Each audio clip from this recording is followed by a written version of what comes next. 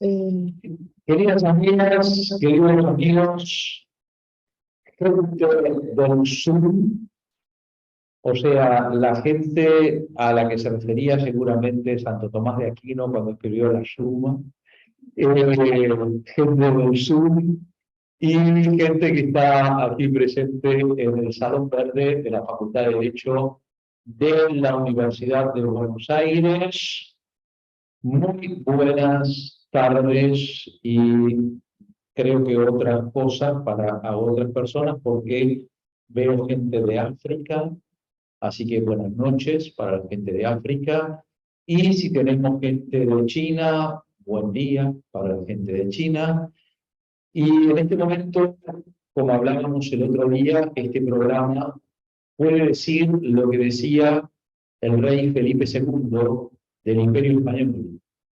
Felipe II decía que él era rey de un país en el que nunca se ponía el sol.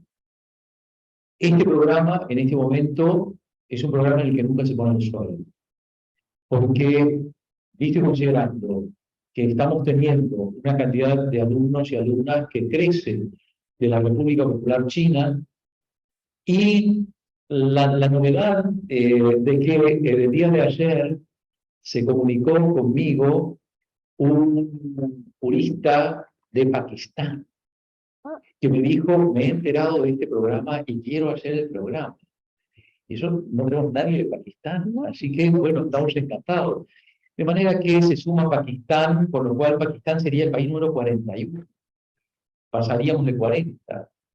Y la verdad es que esto es algo muy lindo.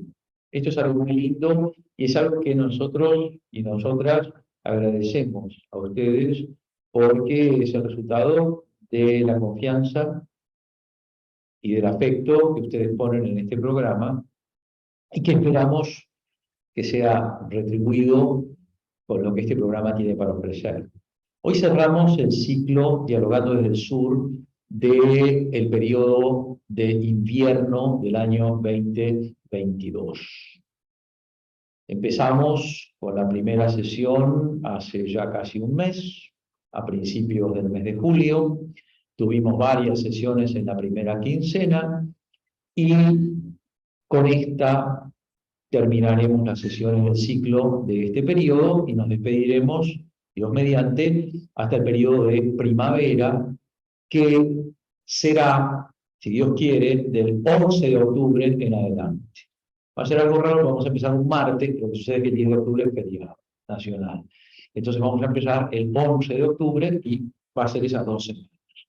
Esto ya lo voy a anunciar por otra parte ahora enseguida.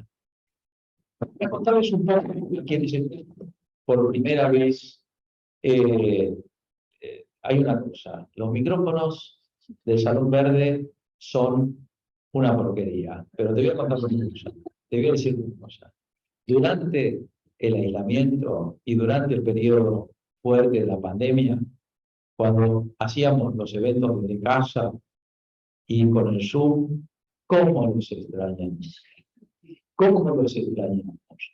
Yo avise que esto no es nada. El valor que se siete hay que agarrarlo de 2 manos, porque se separa, se desarma. Y yo lo extrañaba de la 217, porque es cierto, en tu casa nunca tenés un problema de micrófono con el Zoom, está todo bien, pero mirás adelante y no hay nadie, o sea, está, no sé, por ahí está tu familia, tu perro, pero no hay nadie adelante.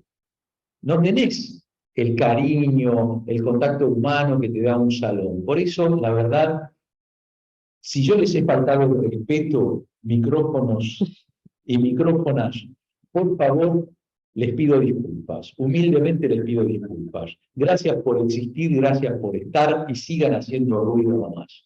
Adelante con el ruido. No pasa nada. Nos lo aguantaremos. Vale la pena. Pero les voy a contar un poco para quienes están por primera vez y pido disculpas a quienes ya han escuchado esto 487.512 veces, porque lo repito siempre, como la Isa, por ejemplo, ya lo habrá escuchado, las profesoras y profesores que están aquí presentes. Hace muchos años, en el Once Upon a Time, en el año 2009, cuando recién habíamos comenzado el programa, nos dimos cuenta, pero apenas empezamos, en el mes de enero de 2009, nos dimos cuenta que la riqueza humana, intelectual, de experiencias que tenían nuestras estudiantes y nuestros estudiantes, había que aprovecharla. Había que aprovecharla. Es un delito contra el universo no exprimir una naranja que te ofrece su jugo. Entonces dijimos, no, a partir del próximo periodo vamos a crear un espacio para que nuestras alumnas y nuestros alumnos, en esta que es su casa, puedan traer sus investigaciones, presentar sus trabajos, compartir sus ideas, sus propuestas, sus delirios, que son los mejores muchas veces, ¿no? Para nosotros y para toda la comunidad académica y para todas las demás personas que quieran venir, porque estos eventos son completamente abiertos, completamente abiertos. Y empezamos con un primer evento donde expusieron un representante de Brasil, una representante de Colombia y una representante de Chile. Todavía en esa época no había estudiantes de Argentina en el programa. Los estudiantes de Argentina entraron en el periodo siguiente. En ese todavía no había nadie de Argentina. Pero sí ya se habían presentado Brasil, que fue el primer país, Colombia, Chile. Chile había una sola estudiante en ese momento. Hoy en día Chile es uno de los países con más estudiantes. Curiosamente no había ningún estudiante de Ecuador, que hoy en día es el segundo país más representado en el programa, después de Brasil. Y lo llamamos en aquel momento El Sur tiene la palabra. El ciclo se llamaba El Sur tiene la palabra. Y todo bien, porque todos éramos del sur. Así que todo bien. Hasta que llegaron los mexicanos.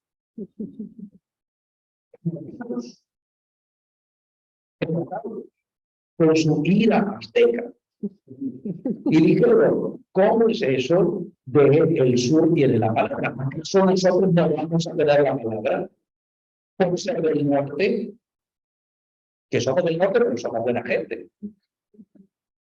Considerando que tenían razón en cuanto que eran del norte, pero eran buena gente igual, cambiamos el título y pusimos Latinoamérica tiene la palabra. Porque Latinoamérica abarcaba a México, abarcaba a los países centroamericanos, no había ningún problema. Abarcaba las islas del Caribe, de manera que estábamos todos contentos y todas contentas. Los africanos.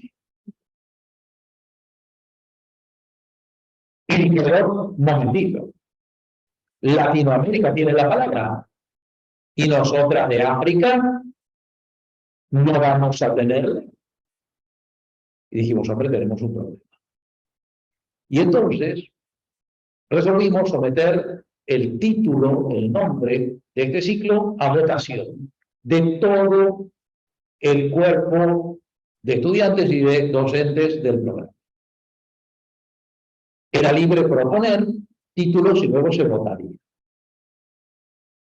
El indiscutiblemente mejor título de todos lo propuse yo, que no había la menor duda de que era el mejor, el más idóneo, el más exacto y el más representativo, y obtuvo mi voto, nada más.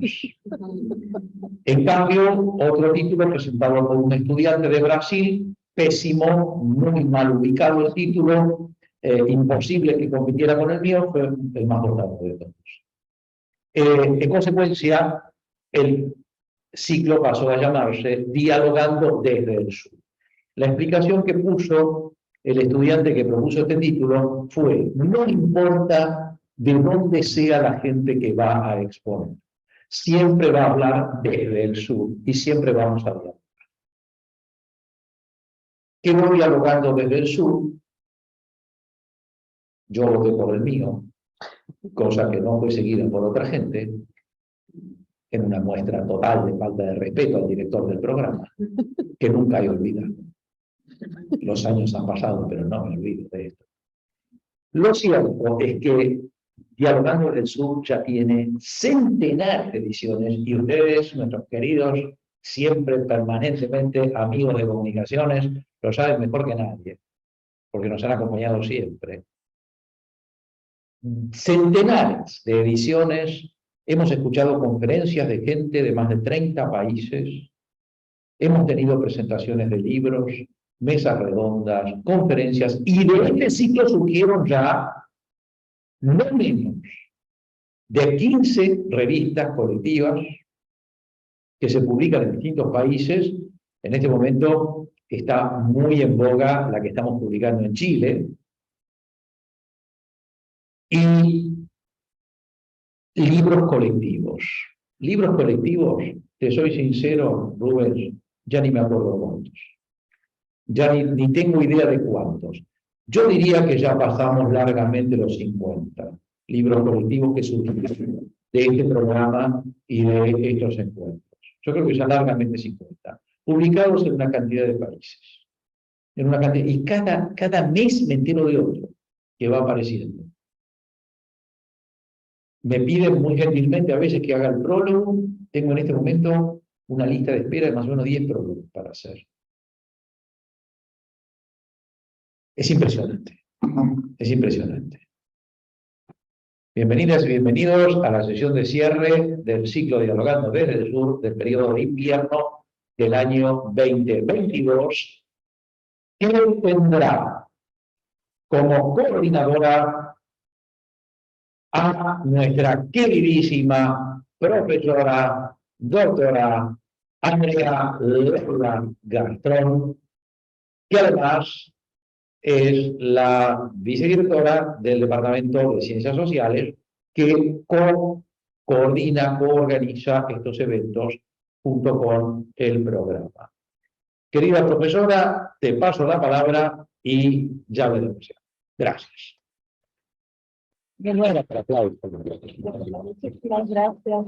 Para mí es un gusto muy grande participar en estos ciclos Dialogando desde el Sur, que además tienen una particularidad. Siempre se habla no solo desde el sur, es decir, que es un espacio físico, ¿no?, sino también desde un momento, desde un clima, ¿no?, desde un contexto temporal determinado, porque siempre estamos en verano, en otoño, en primavera o en invierno. Y en este caso estamos dialogando desde el sur muy abrigados porque hace frío, estamos en invierno del año 2022. Así que bienvenidos, bienvenidas al ciclo Dialogando desde el Sur desde el invierno, en este caso la sesión de cierre, y vamos a contar con varias exposiciones. En primer lugar, para mí es un gusto muy grande recibir a nuestro primer expositor, viene de Brasil, Rubens Alves Ferreira, para quien pido un aplauso muy fuerte. Y que lo va a presentar, sí, y que lo va a presentar, porque vamos a tener la última versión ahí, que va a ser presentado por la de las dos, por Catalina Tassin Wallace. Muy bien. Adelante, pase nomás, y ocupen asiento. ¿El pie del micrófono o sin pie? Que hablen sin pie. ¿Sin pie? Bueno. ¿Puede hablar sin pie de micrófono? ¿Sí? Listo. Pero primero habla Catalina, que lo presenta. Muy bien.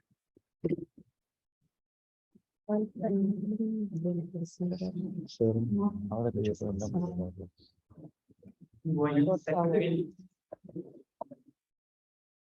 Bueno, buenas tardes, buenas noches, buenos días. Me ha tocado el honor de presentar a Rubens Ferreira.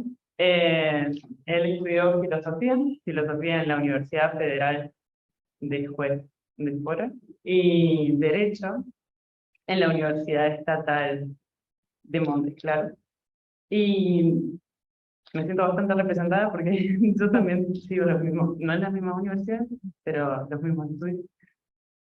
Se preocupa por cuestiones estatales, constitucionales, administrativas, y tiene formación y especializaciones variadas, muy variadas, En particular, me gustaría puntualizar en tu formación en Derecho Público, en Derecho Constitucional, Derecho Administrativo, Derecho Ambiental, y en particular, y en función de tu ponencia, en la formación con respecto a funcionarios legislativos. Has ejercido 25 años de abogacía y además, y también con respecto a lo que vas a exponer hoy, sos director de una de las escuelas de Minas Gerais de formación de funcionarios legislativos. Entonces, sin más, te dejo presentar tu ponencia.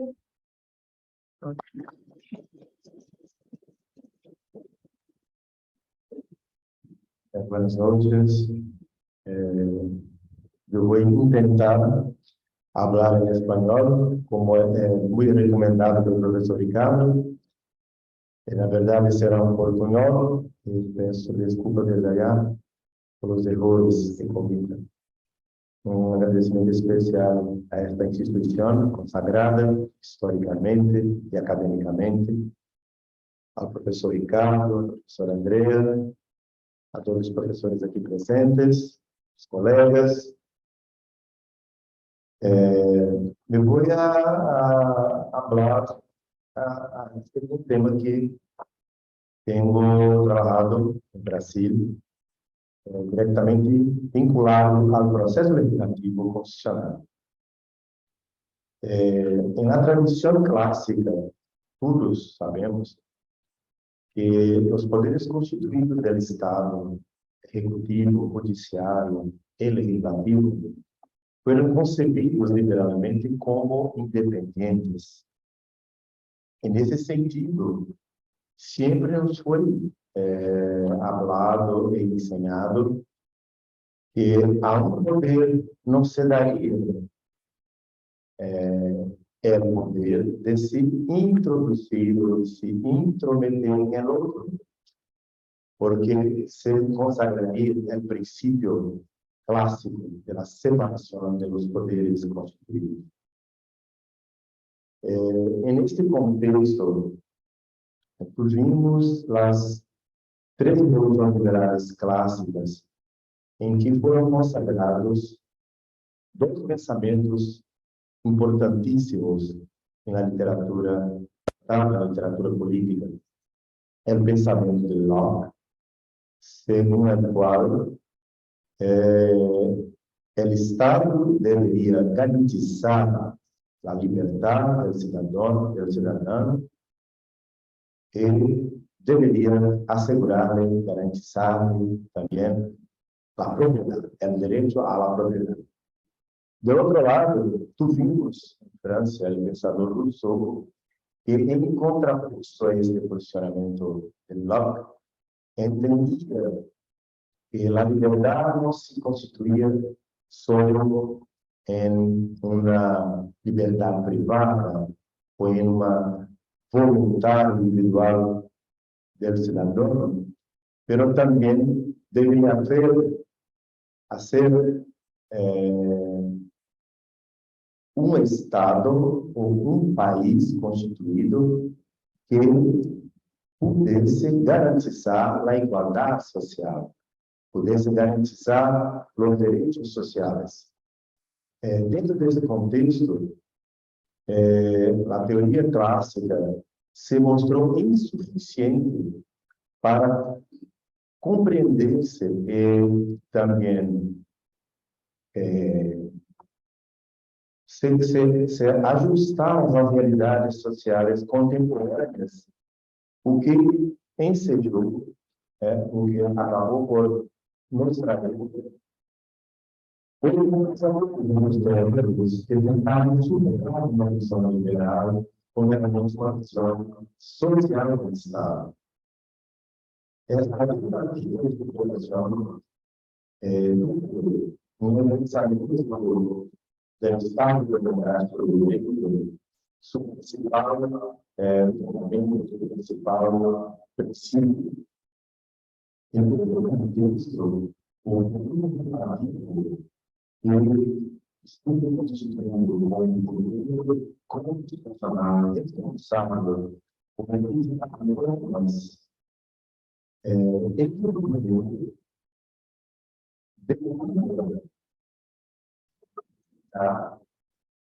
só nas polícias criminais, não só aquelas classes coloniais, como também para colocar toda a polícia da nação, onde há um entendimento de quem é na sociedade.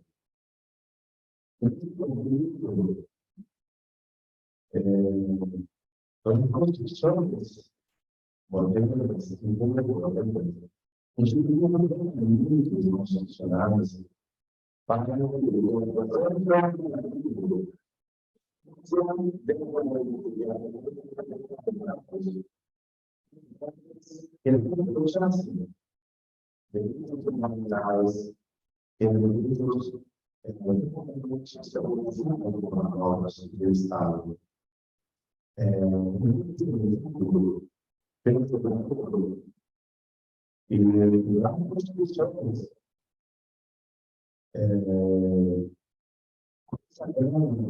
em alguns processos legislativos, elas importantíssimas que não conseguem observadas a nível de aprovação das normas em complexidade urbanas. Esses normas fazem que dentro do sistema para o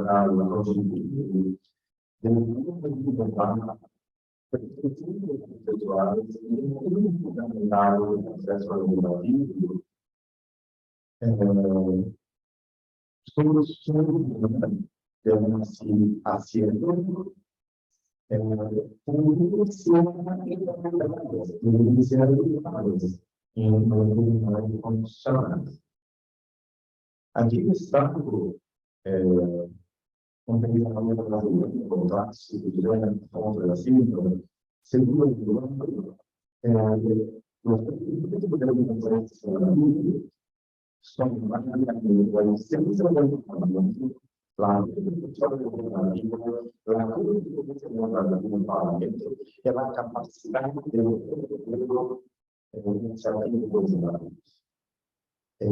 a maioria do que está acontecendo como se trabalhar com o processo legislativo, a matéria legislativa, o programa competente do barulho do lado, procurando tipos de iniciativa, a discussão da posição de aprovação e aprovação e execução do projeto das propostas legislativas,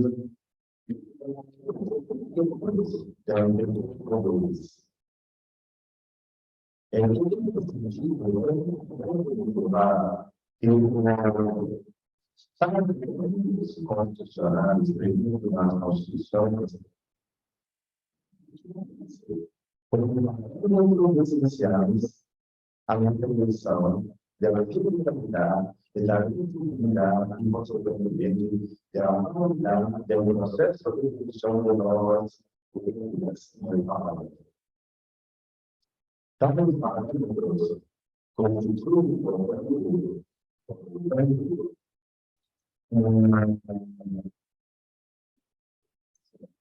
para agora o momento que a segurança do processo administrativo e o avanços constitucionais e do processo legislativo e o procedimento parlamentar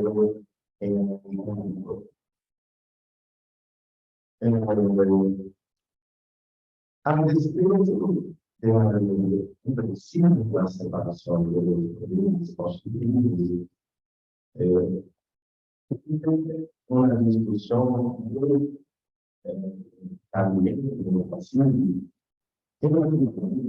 a possibilidade de negociar em um processo legislativo sem que isso pudesse constituir uma invasão de competência em atividade estatal e legislativa.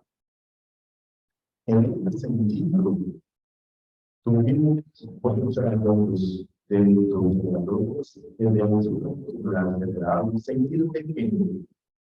No en el curso del proceso, la interacción de unidades fundamentales en el sistema de procedimientos de producción de la droga con los procedimientos de laboratorios. Ele está sendo um posicionamento claro, político, e crescimento um tanto oportuno. Retroceder,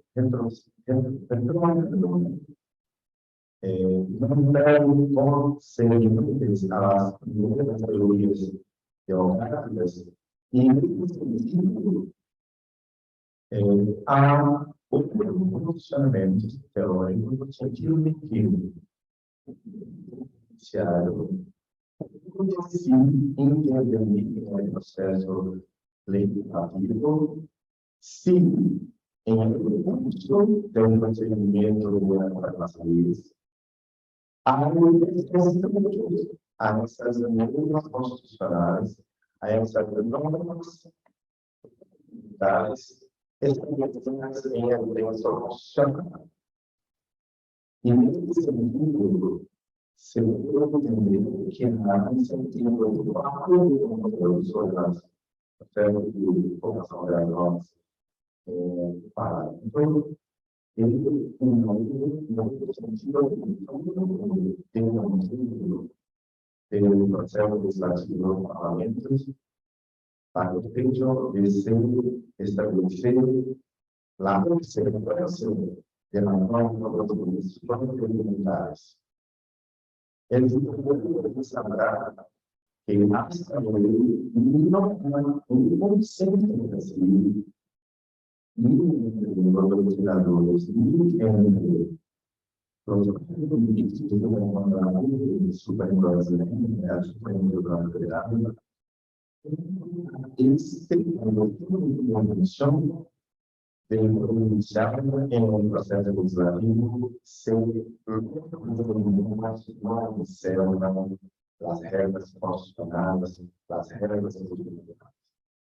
Entonces, hay una mujer más contemporánea que viene luchando en ese sentido, no sentido que es necesario garantizar la humanidad de la a través de los pechos hacia las montañas. Pero como les convenidos a la Constitución,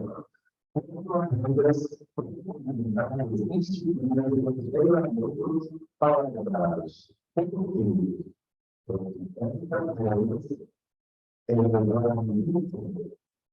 El proceso de producción de la norma legítima, de la norma válida, de la norma que se conforma a los aspectos fundamentales y formales previstos en la Constitución. Aquí, centramos la importancia de una nueva perspectiva del derecho procesal legislativo, donde observamos al control de los procedimientos para lograr la intervención política y de las expectativas constitucionales que regulan seguramente que logrará las leyes de este proceso. Entonces, a impresión que se da aquí es que tenemos que construir un control constitucional del proceso legislativo más efectivo, más eficiente, para que las leyes sean de procedimiento mínimo, procedimiento claro, que logrando demorar.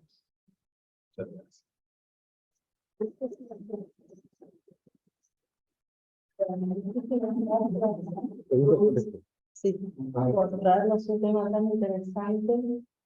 Recuerdo que el profesor Wilson Alves de Sousa justamente trabajó ese tema en su tesis doctoral, o sea que es un tema que está, digamos, está en la agenda, está en el tapete, muy interesante, y también el esfuerzo de hablar español. La verdad es que realmente, ¿no? Así que bueno, muchísimas gracias. Muchas gracias. Y ahora Los invitamos. papeles, porque no se va a quedar a vivir ahí. Ahí, sí. Felicitaciones.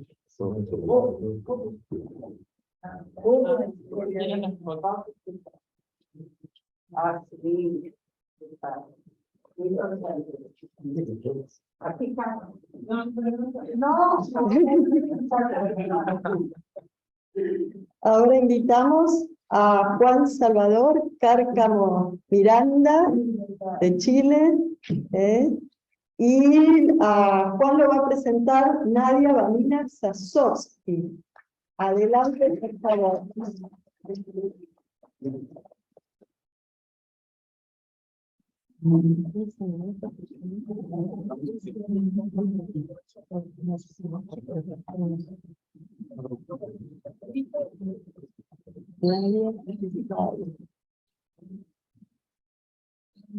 Podés compartir pantalla cuando quieras. Lo haré. Pero nadie tiene que presentar. Buenas tardes. Me quise presentar a mi colega y amigo de la Universidad de Chile, Juan. ¿No me dejaste la vean a ella? ¿No me dejaste la vean a ella? Perdón, está... Sáquenme eso.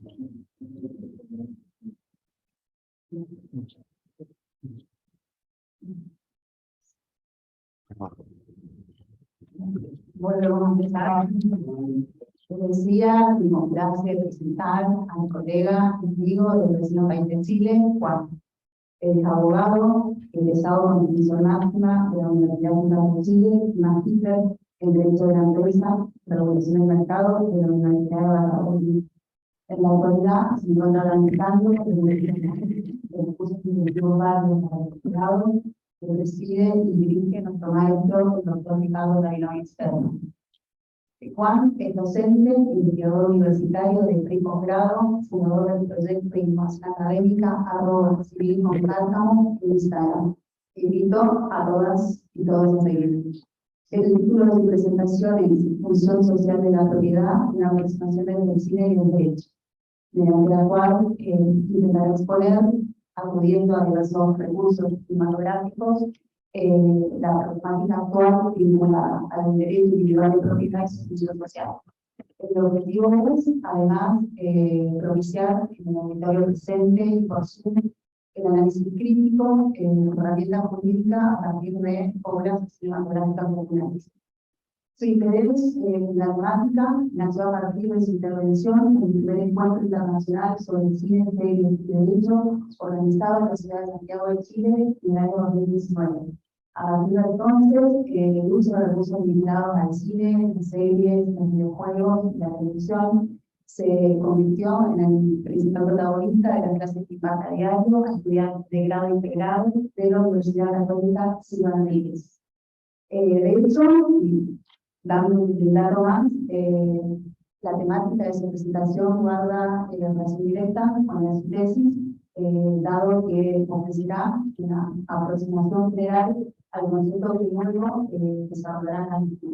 Es, en términos cinematográficos, el tráiler de lo que será la tesis, la que será precisamente sobre el derecho de propiedad. Juan,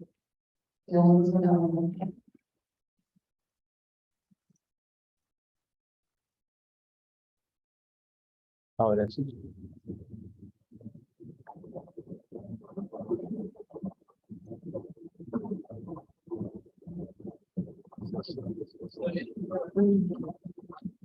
Sé que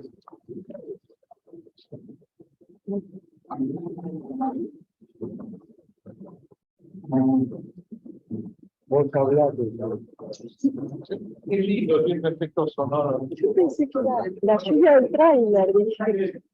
bueno, coincide con el tiempo, el día. Eso lo podemos decir. Música ambiente.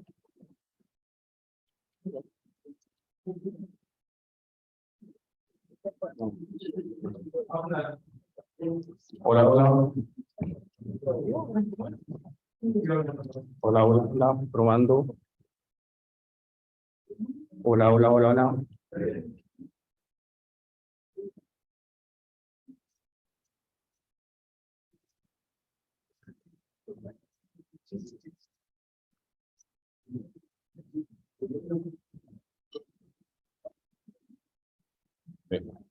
Eso es todo lo que te puedo sacar, no hay problema. Nos sobrepondremos. A ver, habla. Hola, hola, hola. ¿Me escuchan? ¿Sí? Sí. Ya. Nos sobrepondremos. Primero que todo, muy buenas tardes. Quisiera agradecerles su tiempo, presencia, agradecer a la profesora Andrea, al maestro Ricardo Rabinovich por la invitación. Estoy un tanto nervioso, lo admito, pero también muy emocionado por estar aquí. Es como, son muchas emociones, así que, pero voy a ir al grano en razón del tiempo. Les voy a hablar hoy día de la función social de la propiedad, con la perspectiva del cine y derecho. Acá lo que voy a hacer inicialmente, voy a hacer alto apoyo visual, así que más que mirarme a mí, hay que mirar ahí. Primero, en la elección de las películas que he escogido, han atendido a dos criterios de selección: masividad y fácil acceso. Es decir, la mayoría de las películas que voy a nombrar hoy día están disponibles en las principales plataformas. Y he utilizado este criterio para apelar a que, en la medida de lo posible, la mayoría de las películas que voy a nombrar, ojalá ya las hayan visto, ¿ya? Y si no, es una invitación a verlas, con ojos desde el derecho, ¿ok? Así que, bueno, mi presentación está dividida en tres partes. Las dos primeras son bastante introductorias, y la primera, la verdad, es que tiene un poco nombre y apellido, porque no todos mis compañeros y compañeras vienen del mundo del derecho. Entonces, una breve referencia a el derecho de propiedad y su función social. En segundo lugar, voy a hablar brevemente de las categorías tradicionales para justificar la función social del derecho de propiedad. Y en tercer lugar, y ya entrando de lleno a lo que va a ser, espero, mi investigación de tesis doctoral, van a ser lo que he denominado otras dimensiones de la función social de la propiedad. Entonces, brevemente vamos a conceptualizar al derecho de propiedad como este derecho real, que tenemos una cosa para usar y disponer, pero con límites, con ciertos límites. No es un poder absoluto, por eso siempre cuando me toca enseñarlo en derecho civil, lo trato de simbolizar con Torres y Martín: derecho, ¿no? Un poder que uno tiene sobre una cosa, pero no es un poder absoluto. Las primeras aproximaciones a esta función social, la verdad es que yo, por lo menos en mi investigación, pongo como punto de partida las intuiciones que uno estudia en derecho romano. Estas molestias, perturbaciones que uno puede provocar en el ejercicio de su derecho de propiedad para con los vecinos. Entonces, por eso acá hay sugerencias de algunas, quizás una comedia un poco tonta, pero por ahí uno se refleja en problemas de vecindad que ha tenido más de alguna vez.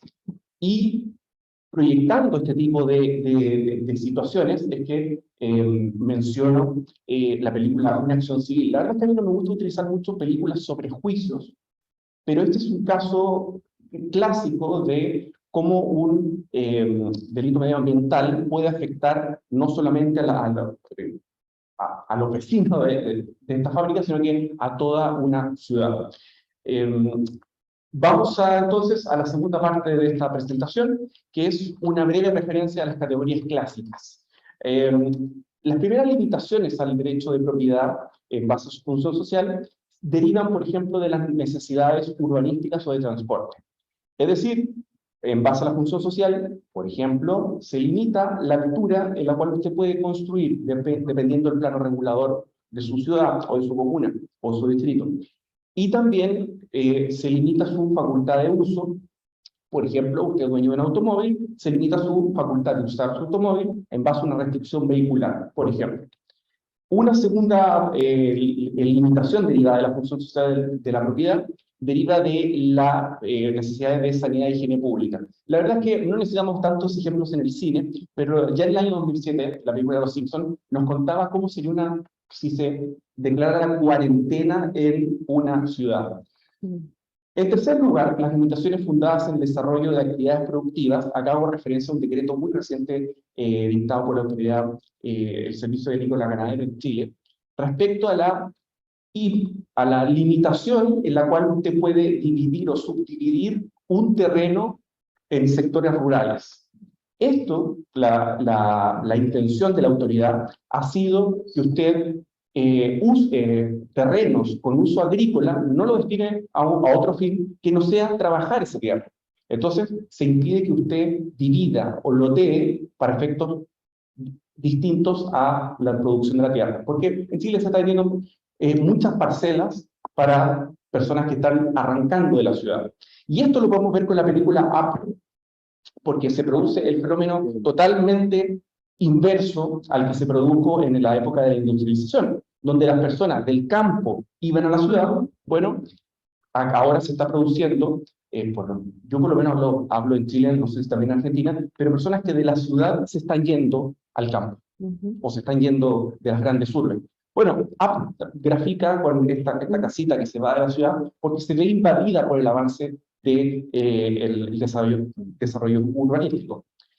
Las otras limitaciones son las que derivan del buen funcionamiento de los mercados. Es decir, acá el derecho económico y el derecho comercial tendrían mucho que decir, por cuanto cómo el mercado también tiene que ser regulado de los excesos. Y qué mejor película para graficar los excesos que El Lobo de Wall Street.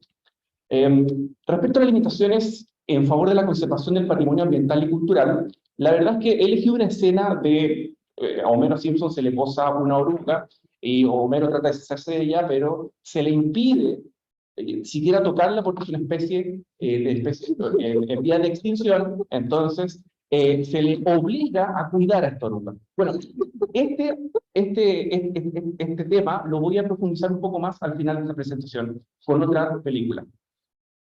Ahora vamos de lleno a lo que espero sea la columna vertebral de mi tesis doctoral respecto al análisis crítico del rol actual de la función social de la propiedad. ¿Ok? Entonces vamos a dividir en tres dimensiones este análisis. El primero, mirando un poco hacia el pasado, de cómo el ser humano ha sido, en algún momento de la historia, objeto de propiedad de otro ser humano. En la segunda dimensión, vamos a analizar la Tierra. La Tierra pero en un sentido amplio, incluso llegando a abordar la Tierra y los conflictos con, por ejemplo, los denominados pueblos originarios. Y en tercer lugar, haciendo una proyección quizás un poco aventurada respecto de quiénes son o serán los dueños del metaverso, es decir, de los espacios virtuales. Así que, vamos de lleno. En la primera dimensión de análisis es el ser humano como propiedad de otro, y eso nos obliga a hablar de la esclavitud. La verdad es que hay muchas películas sobre la esclavitud, y he elegido una muy reciente, 12 años de esclavitud, por una frase en particular que protagoniza Michael Fassbender, que está ahí en pantalla, que él, cuando se pregunta por qué azota con tanta brutalidad a uno de sus esclavos, él responde: uno hace lo que quiere con su propiedad. Y esto es lo que a uno, por lo menos en nuestra época, nos parece un poco, bastante aberrante, ¿cierto? De este absolutismo que uno podría tener sobre un ser humano, o sea, algo como impensado para nuestros días. Y también, si del ser humano pasamos a las partes del ser humano, especialmente la carne humana, El Mercader de Venecia es una película que precisamente pone sobre la mesa esa idea, cómo una parte del cuerpo humano puede ser para otra casi una moneda de cambio. Pero acá era inevitable no mencionar una película argentina, protagonizada por Guillermo Francella, que se llama Animal. Es una película relativamente reciente, y la trama es la siguiente, no se la quiero contar mucho, pero se trata de una persona que necesita un riñón con urgencia, y su vida depende de ello. Le han dado aproximadamente un par de meses de vida, y esta persona se encamina a comprar un riñón, ¿ya? Y acá tengo que hacer referencia al maestro Ricardo porque en clase me he enterado que él ha sido responsable de la actual ley del trasplante. Y el sector está modificando, digamos, la base de La base. Bueno, tiene participación directa en este tema en particular porque es una persona que le pone precio a un riñón y se lo quiere comprar a otra persona. ¿Cuál es el precio de un órgano? Es como una pregunta quizás tan filosófica de hacer. ¿Cuánto vale prolongar un poco más la vida? No les puedo contar nada más, pero esa es la trama de la película. Luego, otra dimensión de análisis es el cuerpo humano post-mortem. Es decir, cuando una persona fallece, ¿cuáles son las posibilidades tradicionales, digamos, según las creencias, según la cultura, país, época de tiempo? Una es el entierro, pues, es decir, voy a decidir que mi cuerpo va a utilizar una superficie de la tierra, y otra es renunciar a esa posibilidad a través de la cremación. Pero eso, esta discusión yo quiero llevarla un poco más allá, a través de lo que en clases una compañera, no me acuerdo quién, mencionó en clases la herencia digital. Yo nunca lo había escuchado. Lo incorporé a esta presentación a propósito que lo escuché en clases hace 2 días. ¿Qué ocurre con nuestra información después de nuestros días? Es decir, por ejemplo, imaginemos que las memorias o quizás una persona que está interesada en hacer la biografía de alguien, para esa persona va a ser oro esa información, las conversaciones que mantuvo, bueno, esa información como herencia digital. Y la segunda, la trascendencia digital de la conciencia. Y para esto, yo sé que en otros foros ya se ha hablado de Black Mirror millones de veces, pero acá, para quien no lo haya visto, le sugiero estos 2 capítulos en particular, San Junipero y Black Museum. Los 2 plantean la posibilidad de que nuestra conciencia siga funcionando, pero en un espacio digital. En la imagen de la izquierda, en San Junipero, lo plantea como una posibilidad idílica, es decir, el paraíso. Tú eliges cómo quieres seguir viviendo. En cambio, la de Black Museum es el infierno, es decir, vivir para siempre como atracción de, bueno, no les puedo contar mucho más, pero veanlo, Black Mirror. El segundo de análisis, ya salimos del cuerpo, ahora nos vamos a la Tierra. Y esto quiero incorporar unas ideas que la profesora Andrea Gastrón ha mencionado en clases respecto a las comunidades territoriales, respecto al sentido de pertenencia a un lugar. Esto fue tema hoy día en clases, por eso lo incorporé. A propósito de la película Nomadland, que plantea la historia de una persona que de la noche a la mañana lo pierde todo porque la empresa quiebra y ella no tiene ahorros ni nada y se ve la obligación de vivir como nómade, junto a una comunidad de personas en casas rodantes. A ratos esta idea se muestra como algo romántico, a ratos, es el enfoque por lo menos a ratos de la película, pero también nos muestra el drama del despojo total, de no tener nada. Entonces, esa película también ampliamente recomendada para esta reflexión sobre la tierra como objeto de propiedad. Ya ahora nos vamos a meter debajo de la tierra, es decir, los minerales. Y acá es una especial dedicatoria a la doctora profesora Marta, y ahí porque sabemos que ella tiene un especial interés. Y acá les presento un mineral, el onubitanio. Una advertencia, este mineral no existe. Es un recurso literario y cinematográfico para hacer posible cosas que en nuestra realidad no serían posibles. El ornitinanium más conocido, quizás en el ideario colectivo, es la kriptonita. Alguien más de alguien lo ha escuchado, y es el mineral o la sustancia que hace débil a Superman. Por eso que la kriptonita es una simbología de la debilidad. Pero hay otras películas, por ejemplo El Señor de los Anillos, que inventan un material, por ejemplo el mithril, que es, y ahí el profesor Ricardo me puede corregir la pronunciación, pero es el material del cual es como una plata, de la cual está hecha la armadura o los ropajes en El Señor de los Anillos. Bueno, hay otras referencias que usted tiene ahí en pantalla respecto a otros tipos de onubitanio, es decir, minerales ficticios que se crean para hacer posible, por ejemplo, el escudo del Capitán América, que está hecho de vibranio. ¿Ok? Esa es la idea. Me centraré muy brevemente en el caso de Avatar, la película Avatar, que cuenta la historia de que los habitantes de la Tierra, o sea, un grupo de militares, invade un planeta. ¿Por qué? Específicamente la luna de Pandora, porque en este planeta se ubica la mayor reserva de una vitamina, que es esencial en la historia de Avatar para solucionar los problemas energéticos de la Tierra. Por eso se empeñan en invadir y extraer este mineral. Esta historia no es ajena a nuestras realidades si uno piensa en recursos como el petróleo o el agua. Por eso utilizo la película Avatar, porque es una película muy masiva, pero que plantea esta idea de invasión, de represión de una comunidad sobre otra comunidad, el extractivismo, etc. Ahora, la reflexión, ya poniéndole fin a mi presentación, ¿cuál es el univitanio hoy día? ¿Acaso el oro? ¿Acaso el petróleo? ¿Acaso el agua? Bueno, en un ejercicio bastante perezoso, si uno googlea películas sobre la escasez del agua, te va a salir este cuadro. Te sale este cuadro con muchas películas, dentro de las cuales me llamó la atención esta que está protagonizada por Gael García. La vi hace 2 días apenas, y por eso la incorporé. Y es una película, de hecho voy a avanzar un poquito, es una película que se llama También la lluvia. Es una producción española, pero filmada enteramente en Bolivia, que es una ficción, una ficción donde una productora española quiere hacer una película sobre la invasión española a América, la conquista, ¿cierto? Y esto se enmarca dentro de lo que se conoció como la Guerra del Agua en Cochabamba, Bolivia, del año 2001. En esta ficción se mezclan la Guerra del Agua con esta filmación que tratan de llevar a cabo estos productores españoles. Y la Guerra del Agua trató de una serie de protestas como consecuencia de que el intento de privatización del agua en Bolivia, cosa que no llegó a buen puerto.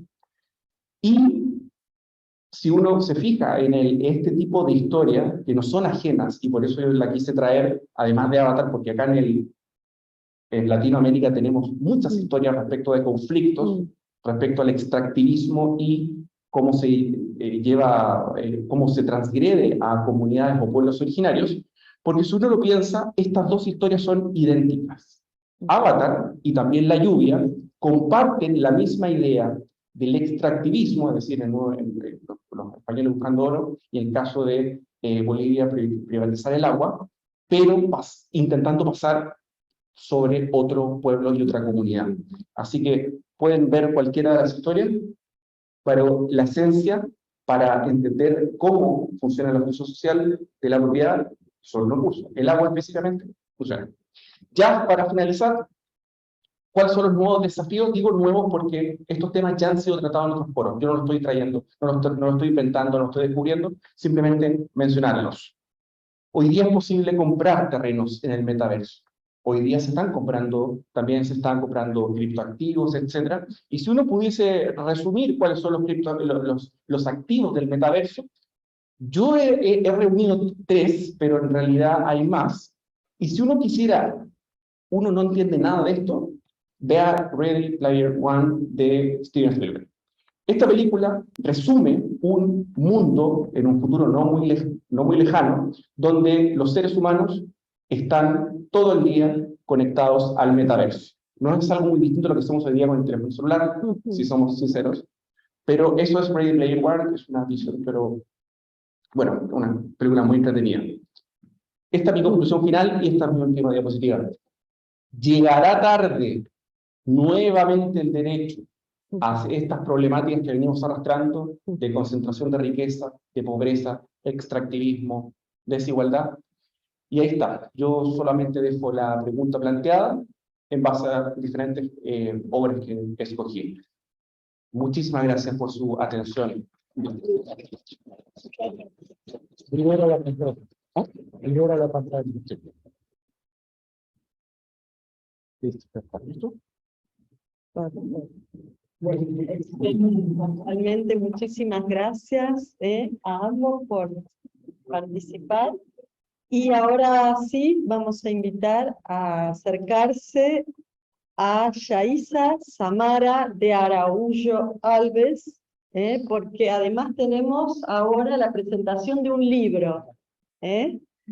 Así que en Dialogando desde el Sur, el libro de Yaisa está acá. Así que bueno, y presenta al libro el querido maestro Ricardo Rabinovich. Adelante. Ahora voy para allá. Sí, sí. Voy a cambiar. Se muda, se muda. Voy a cambiar de lugar. No, usted se queda.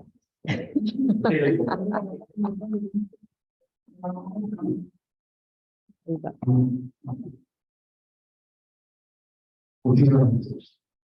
Gracias por la Andrea. La verdad es que siempre es un placer enorme tener el honor de presentar un libro de alguien que en este juego del destino ha sido, entre comillas, alumno mío. Alumnas somos todas, profesoras somos todas. En la vida, el hecho de ser docente implica ser discente al mismo tiempo, y es muy difícil, es imposible recién. El querido Juan Salvador, en excelente exposición, hacía referencia al mercader de Venecia, ¿no? ¿Cómo cortar la carne sin derramar sangre? ¿Cómo enseñar sin ser enseñado? ¿Cómo ser enseñado sin enseñar? Es imposible. No se puede separar de cosas de cosas.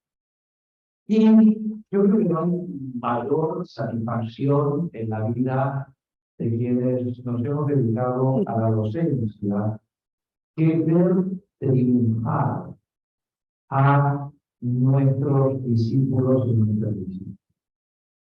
Yo creo que es verdaderamente algo orgánico ver cómo nuestros exalumnos y exalumnas juegan a alturas a las cuales nosotras no vamos a poder, ni vamos a querer siquiera llegar a pasos.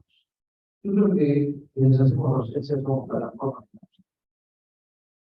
Igual que las plataformas de lanzamiento, que vamos a hablar un poquito de los cohetes, que son nuestras discípulas y nuestros discípulos juegan en la propia, y desde abajo los miramos y nos miramos y nos llenamos de satisfacción, frío.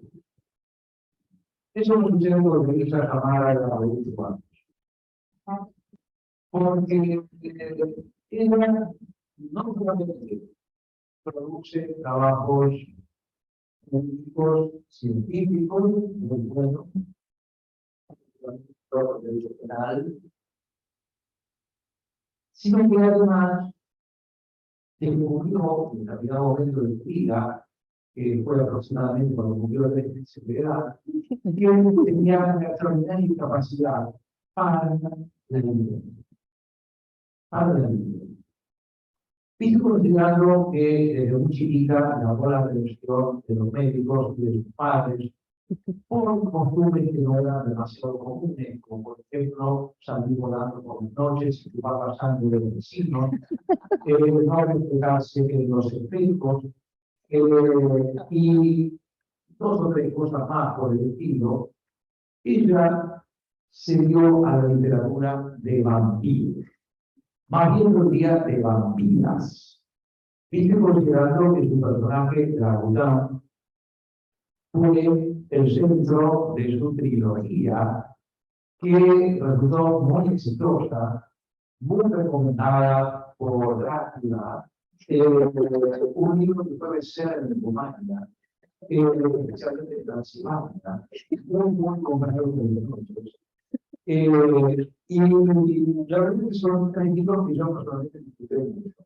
Sobre todo disfruté mucho de todo el mundo que me imagina eso en el personaje principal. Bueno, es el problema de la propia con no ser los autores de los libros. No solamente uno, esto pasa también cuando leemos libros jurídicos de nuestras amigas y de nuestros amigos, cuando leemos de la voz del autor, del autor.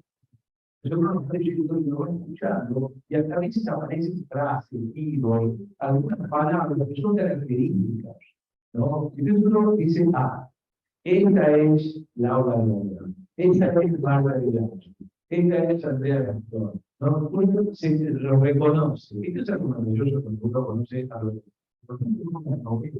y conoce al autor o al autor. Yo solamente hace poquito tuvimos un encuentro con Clarisa, con Gloria Sánchez, profesora de la facultad de cátedra, acá que es una novelista, una de las más leídas novelistas argentinas, y la novelista más leída de Argentina, y nos estaba visitando José María Pérez Collar, de España, que es un novelista traducido a varios idiomas, un éxito enorme. Y yo no puedo evitar, cuando leo los libros de José María, hay algunos protagonistas que también se... Y yo lo digo con cara de ellos, más de ellos. Ahora pasó un tiempo y apareció Yaisa con Bruno Nemeth. Que es este libro que es interesante pensar antes de comprarlo si uno está fuera del país por el tema del exceso de equipaje. Es un libro que pesa aproximadamente 26 kilos y que está incluso, la verdad, con unos diseños, tiene ilustraciones muy simpáticas, tiene unos diseños de tipo céltico, porque todo se tiene unos diseños de tipo céltico, una cosa muy interesante, muy simpático, muy bien hecho, muy bien hecho. Y yo lo que le decía conversando a mi querida amiga Denise Zamara es que hay que hacer una advertencia a este libro, que es la advertencia de que ella utiliza lugares que realmente existen, como es el caso de Inglaterra, concretamente, y ciudades que realmente existen, como Cambridge, Oxford, Canterbury, Hastings y demás, pero en un universo que no existe. Pero no un universo que no existe. Aquí a ella se le hubiera presentado la alternativa de Game of Thrones, la alternativa de los magos, de imaginar Westeros, de imaginar una Inglaterra gigantesca como en Westeros, ¿no? Con nombres más o menos en inglés, como King's Landing, ¿no? Winterfell y demás, pero no, que no tiene nada que ver teóricamente con Inglaterra porque es otro. No, es otro planeta, no es otro mundo. Otra solución, también, que es una solución que deriva mucho de todo el universo iboriano. Me gusta la literatura de ficción del siglo XIX y del siglo XX, me van a entender más. Imaginar un mundo que podría llegar a ser el nuestro antes. La Tierra Media de Tolkien podría llegar a ser lo que pasó en este mundo antes de nuestra época.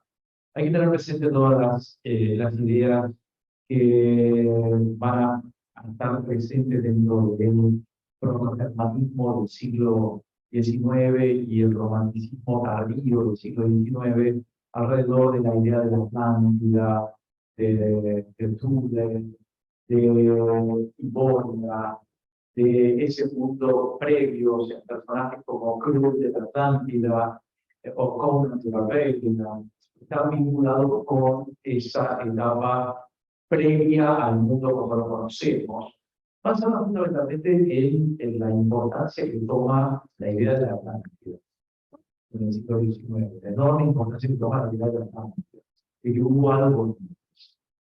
Desde el punto de vista jurídico, no deja de ser interesante, porque hay planteos sobre cómo fue el derecho de la Atlántida, si la Atlántida existió, qué tipo de responsabilidad tuvo la Atlántida. Nosotros queremos que la Atlántida viene con buena reputación, más o menos que toma la Atlántida. Bueno, Platón dice algo como que eso parece importante. Y Platón habla de Atlántida.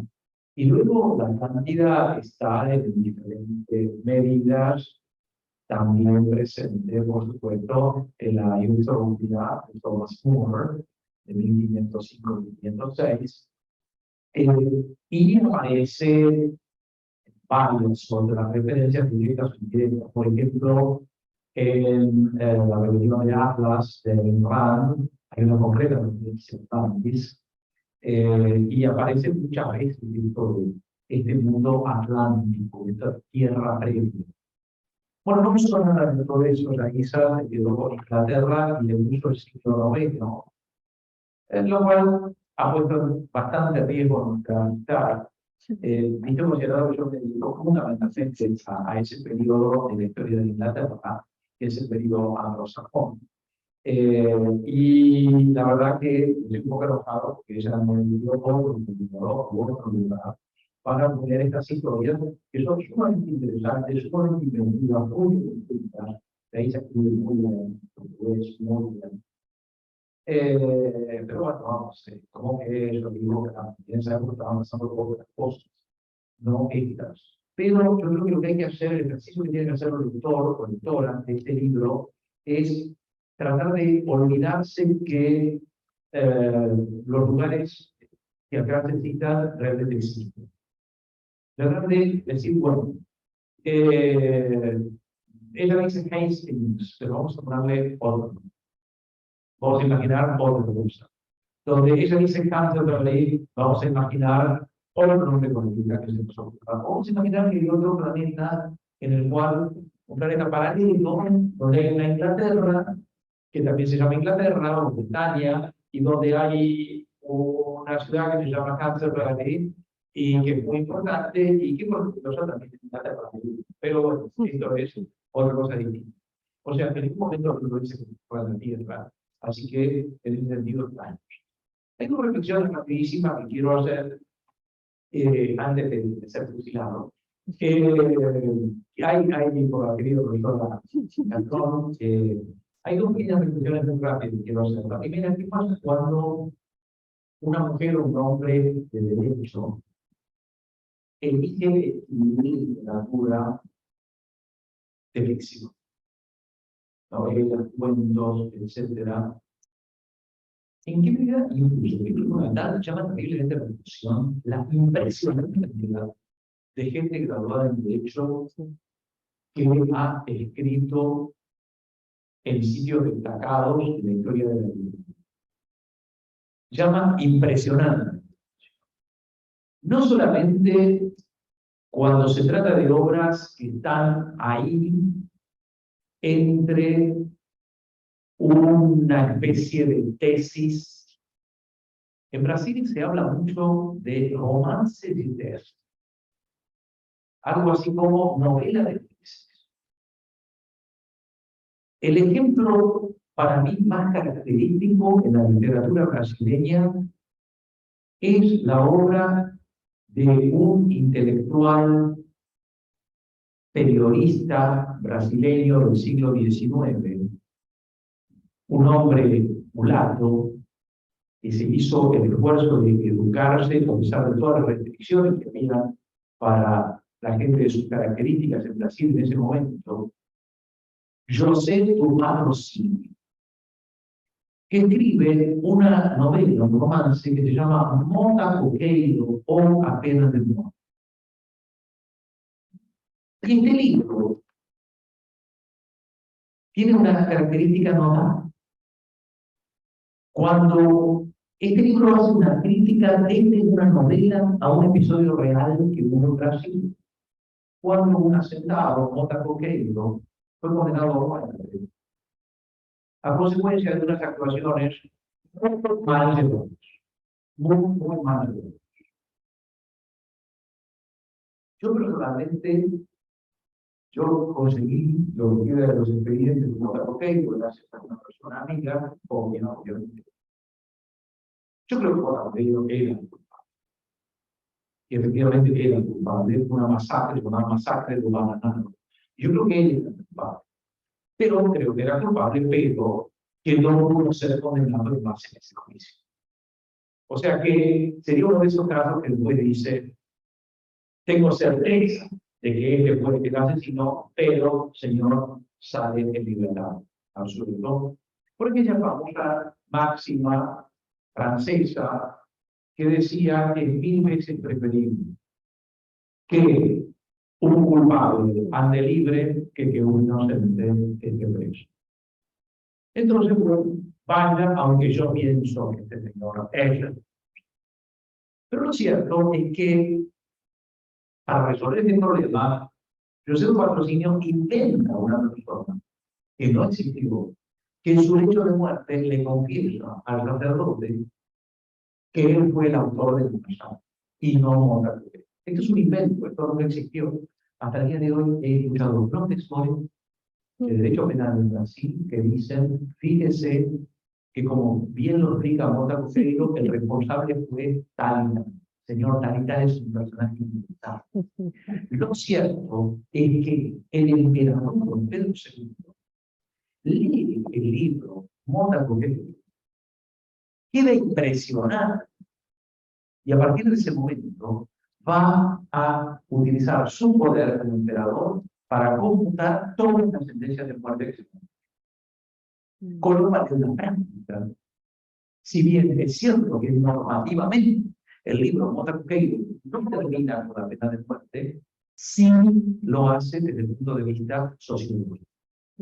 Porque no puede haber pena de muerte por delitos comunes en Brasil a partir de que el emperador ve este libro. La influencia es permanente. Cuando se está debatiendo la cuestión de la emancipación de los esclavos en Estados Unidos, se escribieron artículos, se escribieron estudios, se dieron conferencias por parte de juristas, pero quien más influyó en generar la idea de que valía la pena luchar para emancipar a los esclavos fue una señora. Se llamaba Harriet Beecher Stowe y publicó un libro, una novela totalmente ficticia que se llamaba Uncle Tom's Cabin, la cabaña del tío Tom, a casa de Bailey. Y ese libro, esa novela, generó mucho más efecto por la emancipación de los esclavos que todos los tratados jurídicos que se habían escrito y todos los artículos científicos que se habían publicado. Entonces, ¿qué significa cuando una persona que está graduada en Derecho, como Jorge Amado, como Gabriel García Márquez, etcétera, etcétera, etcétera, escribe novela? Bueno, José Ortega Gasset, estudiando el personaje del Quijote en el terrible año de 1914, cuando un joven estudiante serbio estaba matando al archiduque heredero del Imperio Austrohúngaro y se iba a desatar la Primera Guerra Mundial, pone la famosa frase en boca de Don Quijote, que nunca Don Quijote la dijo en el libro de Cervantes: yo soy yo y mis circunstancias. En singular, no, y mis circunstancias. En latín, circunstare, lo que está alrededor mío. Pero él no dice que la circunstancia me incluye. Él dice yo soy. Muera yo y mueren mis circunstancias.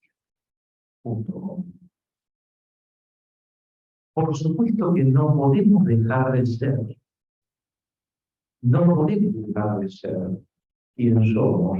Y cuando una jurista, como Yaritza Samara, escribe una novela, es una jurista escribiendo una novela, y vuelva y aparece en momentos jurídicos. Hoy hablábamos en mi grupo de Gabriela Cravo y Canema, de Jorge Amado, y cómo en realidad, si bien el director de la película, Bruno Barreto, entendió que era una historia de amor entre Gabriela y Nassim, en realidad es una historia jurídica que transcurre en milenios.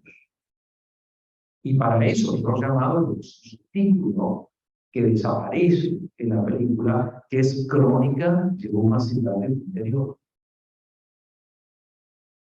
pero ese subtítulo desaparece, porque en realidad verdaderamente Gabriel Grau y Canepa es una crónica de la terminación del coronelismo en Brasil y el pasaje del coronelismo a un Brasil institucionalizado. Entonces, ambos aspectos se dan. Las novelas se incluyen en lo normativo y los juristas y las juristas, cuando escriben, vuelcan lo jurídico, aunque escriban en universos ficticios, y con un esquema de total alejamiento de realidades concretas. Yo hace pocos días que recibí en formato electrónico el libro, lo alcancé a leer en consecuencia, o sea, cuando tenga tiempo, lo que me gusta ver los libros así, yo no soy lector electrónico. A mí me gusta que los libros, la oportunidad que tuve, que me regaló la vida de conversar con Ray Bradbury hace varios años. Ray Bradbury, en la conversación, varias personas nos dijo, "You only go to bed with a person or with a book." ¿No? Solo te vas a la cama con una persona o un libro. ¿No? Es muy difícil leer en la cama en un ordenador. Es muy difícil. Realmente es muy difícil. Hay algo en el libro que es maravilloso, el olor del libro, la textura del libro, el pasar una página. Hay algo sensual. Hay algo sensual en el libro. El libro no es frío. El libro nunca es frío. Nunca es frío. Que haga mucho frío, el libro no es frío. Los computadores son siempre fríos. Siempre fríos. No hay esa empatía que puede haber con un libro. Yo estaba esperando el libro. La verdad esperaba que fuera un poquito más pequeñito. Este es el tipo de libro que no me voy a poder llevar de viaje. Y yo leo mucho en los aeropuertos y en los aviones. Y la verdad que olvídame. Porque este libro pesa más que todo mi equipaje. Pero sí, pero lo voy a leer con muchísima atención y muchísimo cariño. Y les invito, sobre todo que visitaré en Brasil, pero también donde más pueden estar mayor. Porque no nos engañemos. ¿Para qué lanzas un libro? Para que la gente lo compre. Para que la gente lo compre. Para que la gente lo lea y para que la gente lo compre.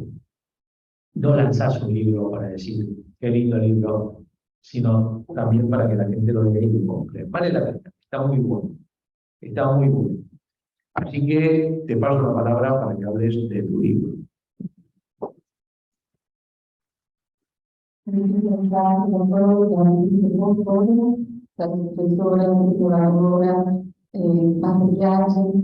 Bueno, ingreso a esa oportunidad de estar ahora de eso, muchísimas veces en conferencias maravillosas, por ejemplo, con variaciones para mí con honor, porque es una escritora novelista que me gusta muchísimo y que tengo también varios libros de ella, entonces para mí es un honor estar en la misma mesa que Goretka también.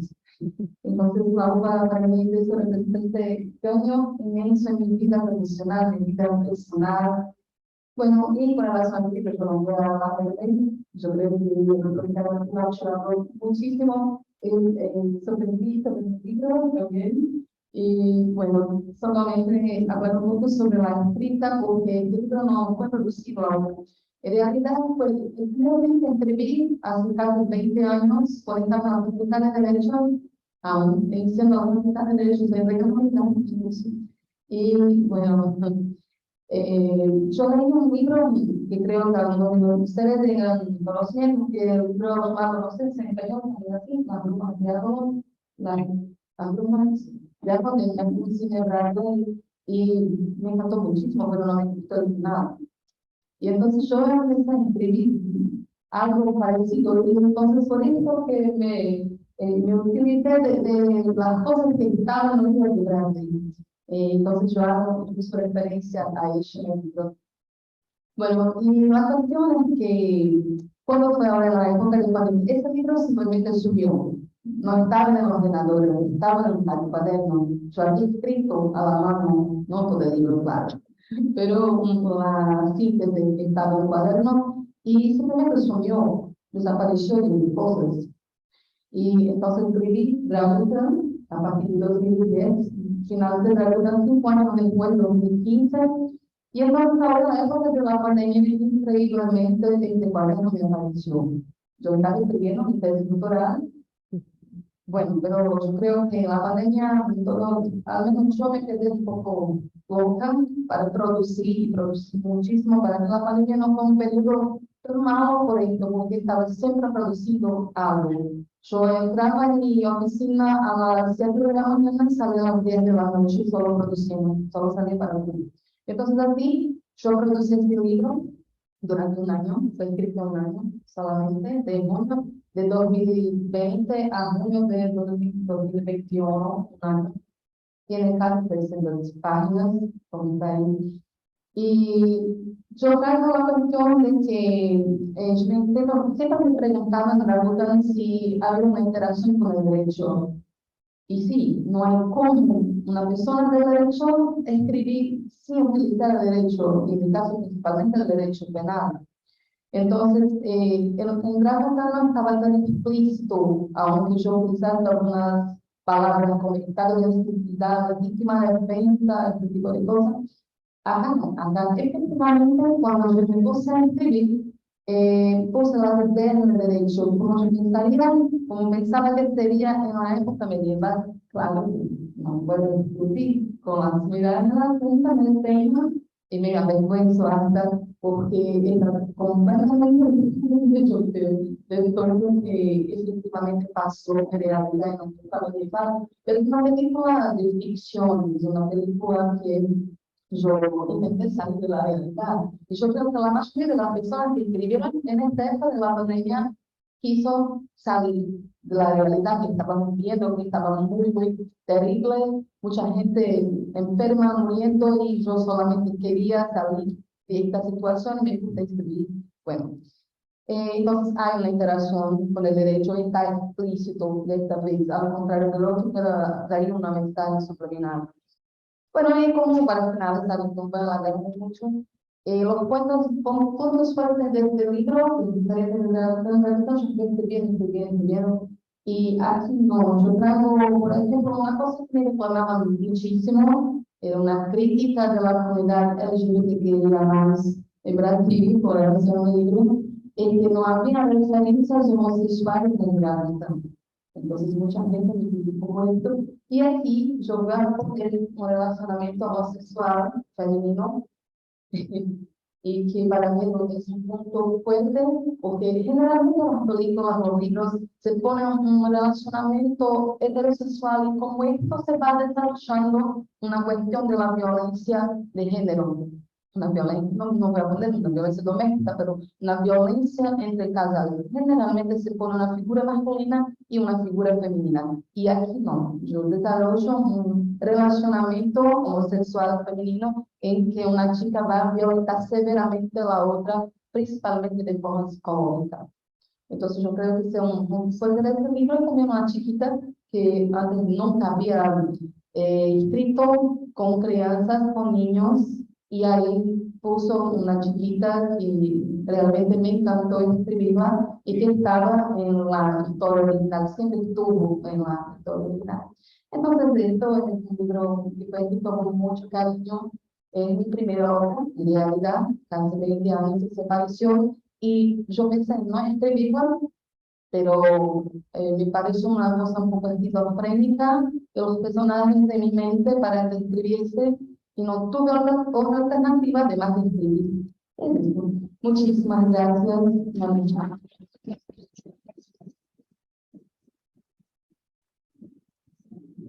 Bueno, la verdad, un gusto que hayas venido. Además, viajó especialmente para presentar el libro en la UBA. La verdad que eso es algo que agradezco muchísimo enormemente. Y no solo trajo su libro, sino que su tesis, pero bueno, de eso no vamos a hablar. Vino a traer la tesis también, así que no es poca cosa. Coincidentemente, fue una coincidencia. Fue una coincidencia porque cuando me inscribí para preguntarme en la obra, yo creo que fue en junio, inicio de junio, y mi tesis doctoral tuve a hablar de mis directores, que yo trabajo con una directora de prueba brasileña y luego Gabriela Limpa, la alemana. Los dos me concedieron el honor de depositar mi tesis hoy, en el día de hoy incluso. Oye, pues, Entonces, claro. ¡No! ¡Qué bien! el tiempo que está presentada en la UBA y espero que pronto pueda defenderla. Y que para mí es un honor muy grande participar de la UBA. Fueron muchos años de estudio y la chica que resuelve la UBA seguramente me va a Con la decir. dirección de Iñaki Anitúa. Sí, sí. ¡Upa! Entonces, yo empecé a clase hace un poquito de tiempo, en 2014, sí, es muy tiempo, pero fue esencial para el desarrollo de la persona que yo soy, porque cuando llegué perdida, completamente perdida.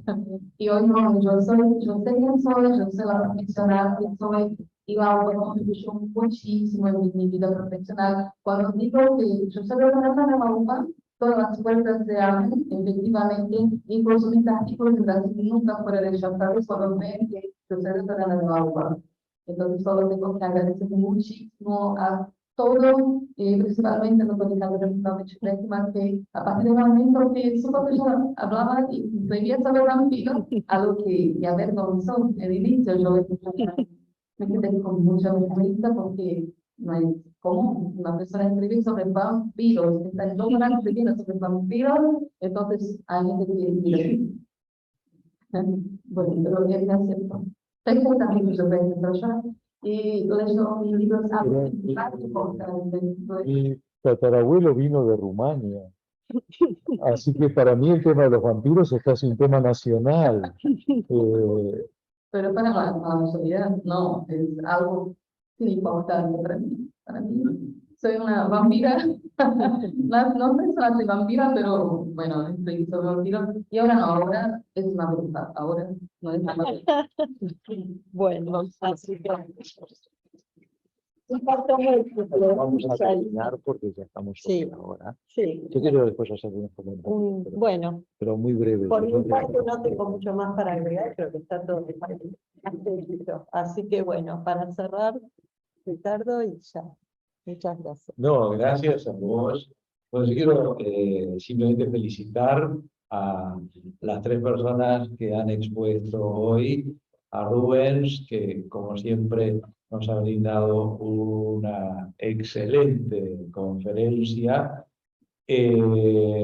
y a Juan Salvador, que la verdad que, bueno, aparte de que Juan Salvador trabaja en el tema de cine y derecho, que me declaro como afectado, digamos, en grado directo, como se dice acá, me comprenden las generales de la ley, porque, y yo ya sé que no trajiste más películas por falta de tiempo, obviamente, pero yo te voy a tirar ahí algunas recomendaciones para los temas que vos dijiste, que seguro que las viste, películas o series, ¿no? A mí me parece, por ejemplo, cuando hablas de la vecindad, de la comunidad, El Chavo del Ocho es imperdible. Yo creo que El Chavo del Ocho es imperdible porque El Chavo del Ocho realmente muestra las relaciones de un condominio, las relaciones de algo muy parecido a lo que acá en Argentina llamamos un conventillo, ¿no?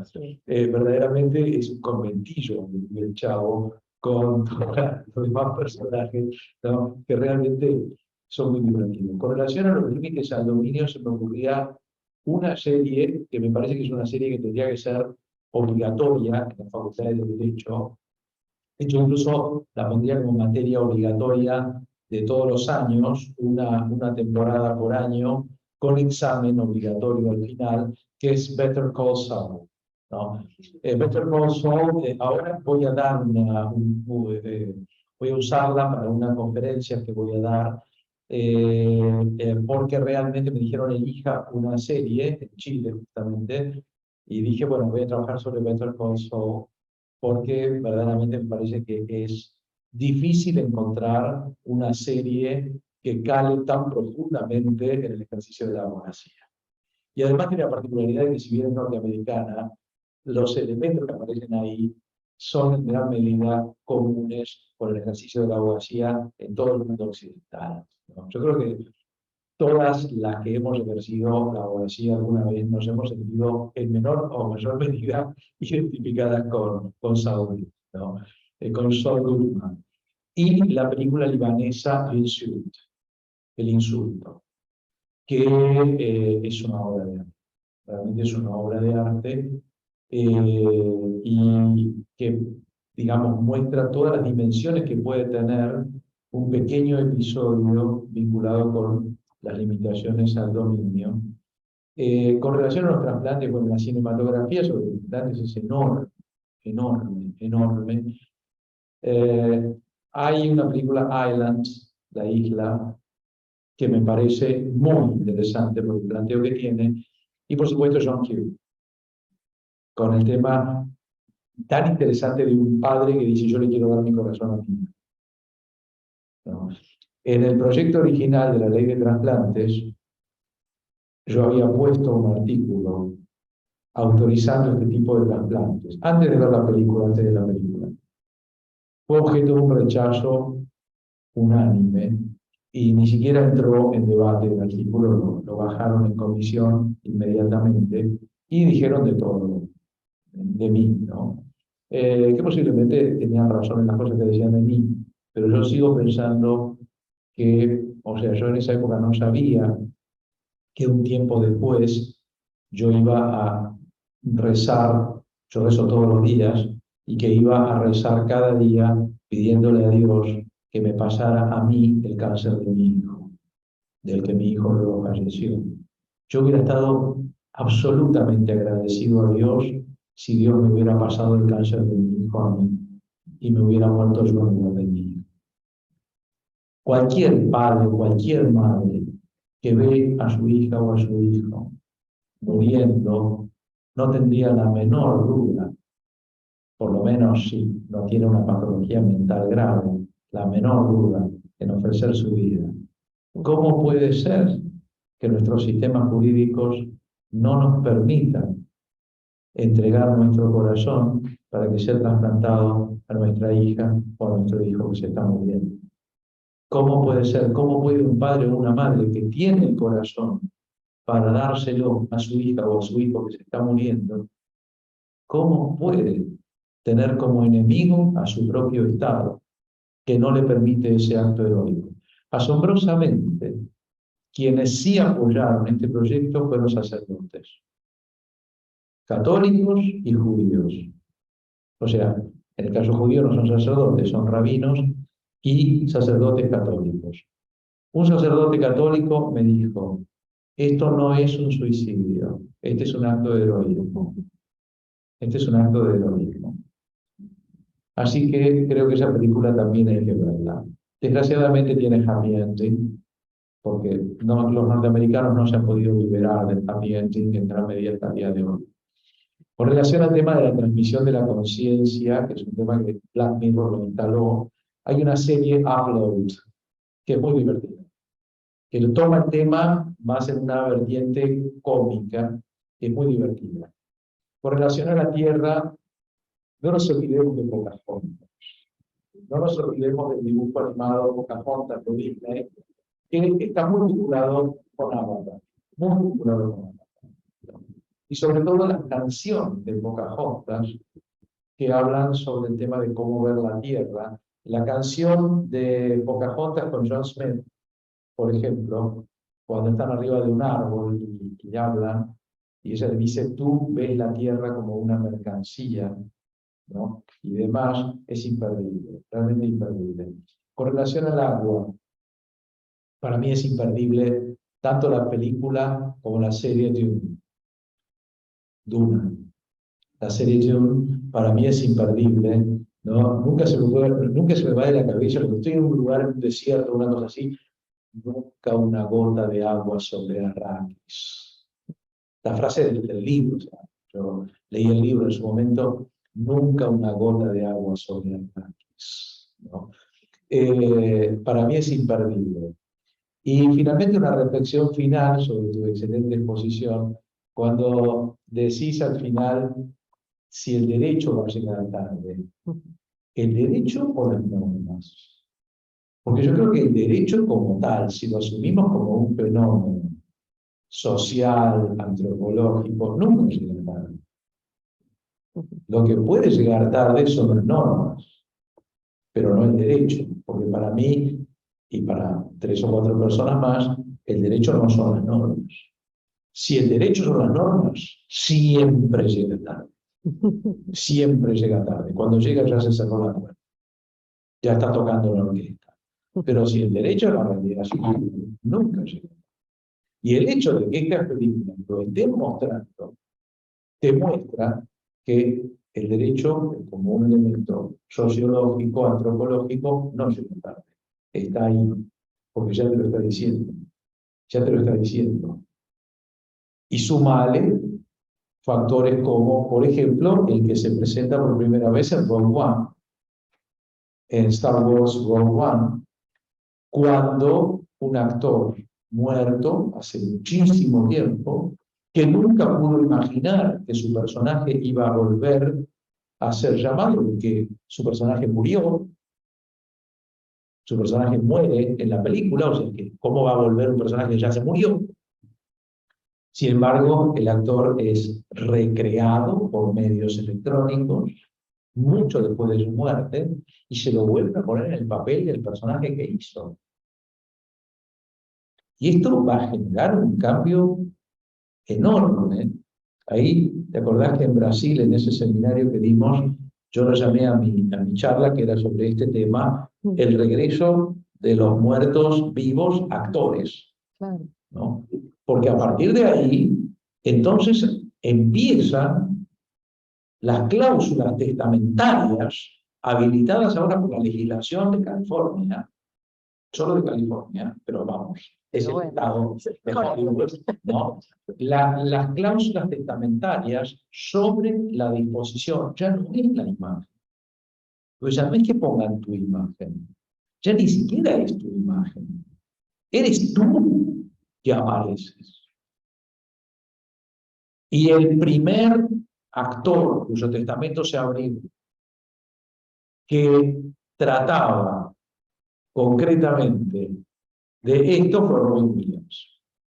Pero Robin Williams se suicida, como después se abre el testamento y Robin Williams deniega el uso de sí mismo después de muerto para cualquier producción.